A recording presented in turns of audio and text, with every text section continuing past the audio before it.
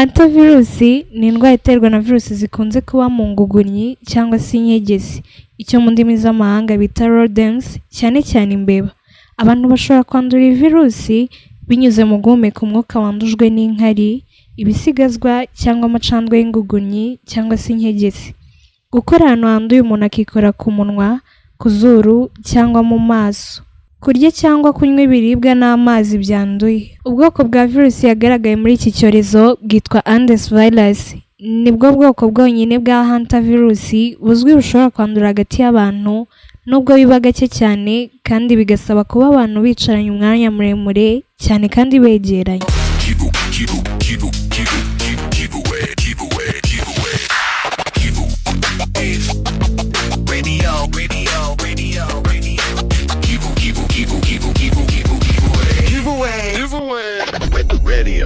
Ni itangazo rya Minisiteri y'Ubuzima mu Rwanda. Mu gisi yari imaze guhumeka nyuma y'imyaka myinshi ihanganye n'ingaruka za COVID-19, hongeye kuvugwa cyane indwara yitwa hantavirusi, nyuma y'aho abantu bamwe bayanduriye mu bwato bwa cruise bari mu rugendo. Iyi nkuru yahise ikwirakwira henshi ku isi, abantu benshi batangira kwibaza niba haba hari ikindi cyorezo gishya kigiye kuvuka cyangwa kiri kuvuka mu bwato bwa cruise bwavuzwemo ikibazo cya hantavirusi bwitwa MV Ondius. Bumwe mu bwato bukora ingendo z'ubukerarugendo bwo mu nyanja ndende, cyane cyane mu duce dukonja two hafi ya Antarctica n'inyanja zo mu majyaruguru y'isi. Ubu bwato bwari butwawe n'abantu benshi bari mu rugendo rw'ubukerarugendo, ariko no mu rugendo rwabo bamwe batangiye kugira ibimenyetso by'indwara ikomeye mu buhumekero. Mu minsi mike nyuma yaho bamwe bararembye cyane ndetse bamwe barapfa, bitangazwa ko bahitanwe n'iyo ndwara. Ibyo byatumye inkuru y'ubu bwato ikwira isi yose, kuko abantu bahise bibuka uburyo amato ya cruise yigeze kuba ikibazo gikomeye mu gihe cya COVID-19. Mu iyaduka rya COVID-19 amato menshi yabaye nk'uduce tw'icyorezo kubera uburyo abantu benshi babaga begeranye kandi bagasangira ahantu hamwe mu gihe kirekire. Ibyorezo byabayeho mbere. Ubwato bwamenyekanye cyane mu byorezo ni Diamond Princess mu mwaka wa 2020. Ubwato bwabaye kimwe mu bimenyetso bya mbere byagaragaje uburyo COVID-19 yashoboraga gukwirakwira vuba cyane. Abantu barenga 700 banduriye muri ubwo bwato, abandi benshi bashyirwa mu kato igihe kinini. Iyo nkuru kandi nayo yateye ubwoba ku isi hose, yagaragaje uburyo ahantu hafunganye kandi harimo abantu benshi hashobora kuba isoko y'ikwirakwira ry'indwara. Hari n'andi mato yagiye agaragaramo ikibazo cy'indwara zandura mbere ya COVID-19. Mu myaka yashize amato ya cruise yakunze kwibasirwa n'indwara z'umumara nka norovirusi, indwara ikwirakwira vuba cyane kandi hagati y'abantu bari hamwe. Iyo ndwara yakundaga gutuma abantu benshi baruka cyangwa bagacibwamo icyarimwe mu bwato. Impamvu amato ya cruise akunze gukurura impungenge nuko aba ameze nk'umujyi muto uri hagati mu nyanja. Abantu benshi baryama, basangira, bakidagadura kandi bakamarana igihe kinini bari ahantu hamwe. Iyo hagaragaye umuntu urwaye indwara yandura, ishobora gukwirakwira byihuse bitewe n'uko abantu baba bahura cyane. Ubwato bwa MV Ondius bwo bwateye impungenge cyane kubera hantavirusi atari indwara isanzwe ivugwa mu mato ya cruise. Akenshi iyi ndwara ijyana cyangwa ikomoka ku mbeba cyangwa imyanda yazo. Niyo mpamvu abantu benshi bibajije uko byagenze kugira ngo hagaragare hantavirusi muri ubwo bwato. Abasesenguzi bavuga ko bishoboka ko hari abantu bagiye muri ubwo bwato babanje guhura n'imbeba cyangwa imyanda yazo mu rugendo, cyane cyane mu bubiko bw'ibiribwa cyangwa ahandi hantu hatagerwaho cyane n'abagenzi. Hari kandi abakeka ko bamwe bashobora kuba baranduriye ku butaka mbere yo kwinjira mu bwato, hanyuma ibimenyetso bikaza kugaragara bageze mu bwato. Nubwo ibyo byose byateye impungenge, abahanga mu buzima bagaragaje ko umwaduko wa MV Ondius udafite umuvuduko ungana n'umwe wo kuri Diamond Princess mu gihe cya COVID-19 yakwirakwiraga hagati y'abantu mu buryo bworoshye cyane, mu gihe hantavirusi kugeza ubu idafite ubushobozi nk'ubwo. Ariko kandi aya mateka yose yerekana uburyo amato manini ashobora kuba ahantu hakomeye mu gukwirakwiza indwara zandura. niyo mpamvu nyuma y'ibyabaye kuri MV Andius inzego z'ubuzima n'iz'ubwikorezi bwo mu nyanja zongeye gukaza igenzura ry'isuku, gukurikirana abarwayi no kwita cyane ku buzima bw'abagenzi bari mu ngendo ndende zo mu nyanja. Gukwirakwiza amakuru kuri ubu bwato byatumye abantu benshi bongera gutekereza ku buryo isi ihora ihanganye n'indwara nshya ndetse n'akamaro ko gukomeza kugira ubushishozi n'ubufatanye mpuzamahanga mu kurwanya ibyorezo bishobora kuvuka mu gihe kiri imbere. Nubwo inzego mpuzamahanga z'ubuzima zagaragaje ko iyo ndwara itarakwirakwira ku rwego rwa pandemic, hantavirusi yakomeje kuvugisha benshi kubera uburyo ishobora kugira ingaruka zikomeye mu buzima bw'umuntu. Hantavirusi ni virusi ikomoka ku nkegesi nk'imbeba n'izindi nyamaswa nto zo mu bwoko bwa rodents. Iyo mbeba zifite virusi zishobora kuyanduza abantu binyuze mu nkari zazo, amacandwe cyangwa amahurunguru yazo. Hari igihe umuntu ayandura atakoze ku mbeba ubwayo, ahubwo ahumetse umwuka urimo utuntu twavuye ku byaturutse kuri iyo mbeba cyangwa n'imyanda yazo. Abahanga mu buzima bavuga ko umuntu ashobora kwandura igihe asukura ahantu habaga imbeba adakoresheje uburyo bwo kwirinda, cyangwa igihe akoze ku bintu byanduye byahuye n'iyo virusi. Hari kandi igihe umuntu arumwa n'imbeba ifite hantavirusi nabwo akaba ashobora kwandura. Iyo ndwara ikunze gutangira umuntu yumva afite ibimenyetso bisa n'iby'ibicurane bisanzwe. Umurwayi aba ashobora kugira umuriro, kubabara umutwe, kubabara imikaya ndetse no kunanirwa bikabije. Rimwe bagira isesemi cyangwa bagatangira kugira ikibazo cyo kubura apeti. Iyi ndwara ikomeje gukomera, bishobora no gutera ikibazo gikomeye cy'ubuhumekero. Hari igihe ibihaha byuzura amazi ku buryo umurwayi atangira guhumeka nabi cyane. Muri ibyo bihe iyo umuntu adatabawe hakiri kare aba ashobora no gupfa. Twibukiranye ko mu minsi ishize iyi ndwara yongeye kuvugwa cyane nyuma y'aho abantu bamwe bari mu bwato bwa cruise banduye nyine iyi hantavirusi, bamwe muri bo bakaza no gupfa.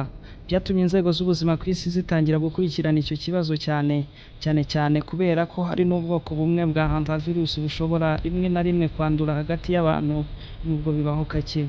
Nyuma y'iyo nkuru bamwe batangiye kugiranya hantavirusi na COVID-19, ariko ishami ry'umuryango w'abibumbye ryita ku buzima ryatangaje ko kugeza ubu nta kimenyetso gihari cyerekana ko iyo ndwara yaba igiye kuba icyorezo gikomeye ku isi. Kugeza ubu nta muti wihariye uvura hantavirusi burundu.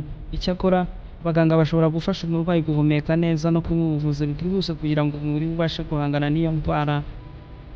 Abahanga bavuga ko kujyanwa kwa muganga hakiri kare bishobora kongera amahirwe yo kuyikira. Mu rwego rwo kwirinda hantavirusi, abaganga batanga inama zo kurwanya imbeba mu nzu no mu bubiko, gufunga inkingi zinyuramo, gukaraba intoki kenshi ndetse no gusukura ahantu habaga imbeba witonze kandi wambaye ibikoresho bikingira ubuzima. Nubwo hantavirusi itaratera cyane nk'izindi ndwara z'ibyorezo, ikomeje gukiranwa kubera ko ifite ubushobozi bwo guteza ikibazo gikomeye cy'ubuhumekero ndetse no guhitana abantu cyane. Abahanga mu buzima kandi bagaragaza ko gukomeza gutanga amakuru no gukaza ingamba zo kwirinda ari imwe mu nzira zikomeye zo kurinda abantu indwara nk'izi zishobora kuvuka mu gihe kiri imbere. Mu gihe inkuru za hantavirusi zakomezaga kukwirakwira ku isi, abantu benshi batangiye kwibaza aho iyi ndwara ishobora kuzageza abantu batuye iyi si. Hari abahise bayigereranya na COVID-19 bitewe n'uburyo nayo yatangiye nk'inkuru isa n'itari ikomeye, nyuma ikaza guhinduka icyorezo cyakwirakwiye ku isi yose kirayijegeza. Icyakora abahanga mu buzima bakomeje gutanga ubutumwa bwo guturisha abantu, bakavuga ko kugeza ubu hantavirusi itaragaragaza ubushobozi bwo gukwira cyane hagati y'abantu nk'uko COVID-19 yabikoze. Nubwo bimeze bityo ariko hari impamvu zituma iyi ndwara ikomeza gukurikiranwa cyane. Mu mateka y'indwara z'ibyorezo, abahanga bagiye babona uburyo virusi zimwe na zimwe zishobora kwihinduranya uko imyaka ishira, zikagenda zibona ubushobozi bwo kwandura abantu benshi. Niyo mpamvu nubwo hantavirusi kugeza ubu yandurira cyane ku mbeba n'imyanda yazo, isi ikomeje kuyitaho no kuyikoraho ubushakashatsi. Abashakashatsi bagaragaza ko ku isi y'uyu munsi turi mu bihe bitoroshye, ariko byorohereza indwara zituruka ku nyamaswa gukwirakwira. Kwiyongera kw'abaturage, kubaka mu mashyamba, ihindagurika ry'ikirere, ubuhahirane mpuzamahanga ndetse n'ingendo nyinshi z'indege n'amato ni bimwe mu bintu byongera ibyago byo guhura n'indwara nshya. Iyo umuntu yitegereje amateka ya COVID-19, ubona uburyo indwara imwe yashoboye guhungabanya isi yose mu gihe COVID-19 yakwirakwiraga mu buryo bworoshye cyane hagati y'abantu. Hantavirus yo ifite itandukaniro rikomeye kuko kugeza ubu abantu benshi bayandura nyuma yo guhura n'imbeba cyangwa imyanda yazo. Ariko kandi izi ndwara zombi zihuriye ku kuba zishobora gutera ikibazo gikomeye cy'ubuhumekero no kuba zarateye impungenge ku rwego mpuzamahanga. Hari abagereranya hantavirus na Ebola kubera uburyo zombi zishobora guhitana abantu mu gihe gito. Ebola yabaye icyorezo gikomeye cyane muri Afurika ndetse ihitana abantu benshi kubera uburyo yanduraga hagati y'abantu binyuze mu maraso n'andi mazi yo mu mubiri. Hantavirus ntabwo ifite ubushobozi nk'ubwo bwo gukwirakwira hagati y'abantu, ariko yo iyo ikimenyetso cyayo kije kigaragaza ko ikomeye, ikaba ishobora no kwangiza ibihaha n'umutima cyane. Hari kandi abagereranya na Marburg, indi ndwara imeze nka Ebola yanigeze no kugaragara mu Rwanda. Marburg yateye impungenge kubera ubushobozi bwo kwandura no guhitana benshi, ariko banga bakavuga ko hantavirus kugeza ubu ifite ibyago biri hasi ugereranyije na Marburg. Icyakora kuba ishobora gutera ikibazo gikomeye cy'ubuhumekero bituma ikomeza gufatwa nk'indwara ikomeye. Inkuru y'ubwato bwa cruise bwagaragayemo hantavirus nayo yatumye abantu benshi bongera kugira ubwoba.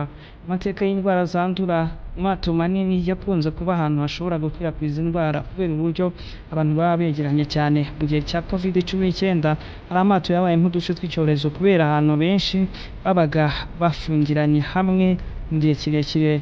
Ni nayo mpamvu inkuru ya hantavirus mu bwato yahise ituma isi yose ikurikirana. Muri Afurika hari abahanga bavuga ko ibihugu bikwiye gukomeza kuba maso. Hari abantu bari ahantu henshi hakigaragara imbeba nyinshi, abaturage bamwe bakaba badafite amakuru ahagije ku ndwara zituruka ku nyamaswa cyane cyane inkegesi nini. Icyakora Afurika ifite isomo rikomeye yakuye ku byorezo by'abana nka Ebola na COVID-19. Ibihugu byinshi byongereye ubushobozi bwo gupima indwara no gukurikirana abanduye. Muri ibi bihe byose itangazamakuru rifite uruhare rukomeye cyane. Iyo ritanze amakuru yizewe kandi asesenguye neza nk'ayandi kubaha, bifasha abaturage kumenya ko kwirinda no kudaterwa ubwoba n'ibihuha ari intwari ikomeye yo kubirwanya. Ariko kandi iyo amakuru atanzwe nabi cyangwa agakabya ashobora guteza panike mu baturage, kubatera ubwoba nyine. Abasesenguzi bakavuga ko abanyamakuru bakwiye kwitondera cyane uburyo batangaza amakuru y'indwara kugira ngo abaturage bumve ko ari ukuri ariko kutabahahamura.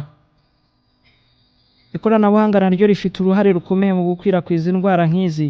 Isi y'uyu munsi ifite laboratwari zigezeho, uburyo bwo korohereza amakuru vuba ndetse n'ubufatanye bw'ibihugu bituma indwara zigaragara hakiri kare. Mu gihe cya COVID-19 isi yize akamaro ko gukorera hamwe. Niyo mpamvu niyo havutse indwara nshya amakuru agenda vuba kandi inzego z'ubuzima zigahita zitangira kuyakurikirana. COVID-19 yasigiye isi amasomo akomeye. Yigishije abantu akamaro k'isuku, gukurikirana indwara hakiri kare no guteza imbere inzego z'ubuzima. Niyo mpamvu uyu munsi indwara nka hantavirus zikurikiranwa hakiri kare mbere y'uko zikwirakwira. Nubwo izi mpungenge zihari, abahanga mu buzima bavuga ko abantu badakwiye kugira ubwoba bukabije. Kugeza ubu nta tangazo rya pandemic rigaragazwa kuri hantavirus, kandi ngo ntabwo iri gukwirakwira nk'izindi ndwara z'ibicurane cyangwa COVID-19. Icyakora abantu basabwa gukomeza isuku, kwirinda imbeba no kujya kwa muganga igihe bafite ibibazo n'ibimenyetso bisanzwe cyangwa bidasanzwe. Hantavirus ni imwe mu ndwara ziri gukurikiranwa cyane muri iki gihe kubera ingaruka ishobora kugira ku buzima bwa muntu, nubwo kugeza ubu itaragera ku rwego rwa pandemic. Amateka y'indwara zagiye zibasira isi atuma abahanga bakomeza kuyitaho no kuyikoraho ubushakashatsi, cyane ko hari n'ibindi byagiye bitangira nk'uko gake gake. Ibyorezo nka COVID-19, Ebola na Marburg byerekanye ko isi ikwiye guhora yiteguye indwara nshya zishobora kwaduka. Hantavirus nayo iri mu ndwara zigaragaza ko umubano hagati y'abantu n'inyamaswa ushobora gukomeza kuba isoko y'indwara nshya. Abahanga bagaragaza ko gukomeza gutanga amakuru yizewe no kongera ubushakashatsi tutibagiwe no gukaza ingamba zo kwirinda aribyo bizafasha isi guhangana n'indwara zishobora kuvuka mu gihe kiri imbere. Ndabashimiye. Nitwa MC Ruganzu, iyi ni Kivu Vibes Official.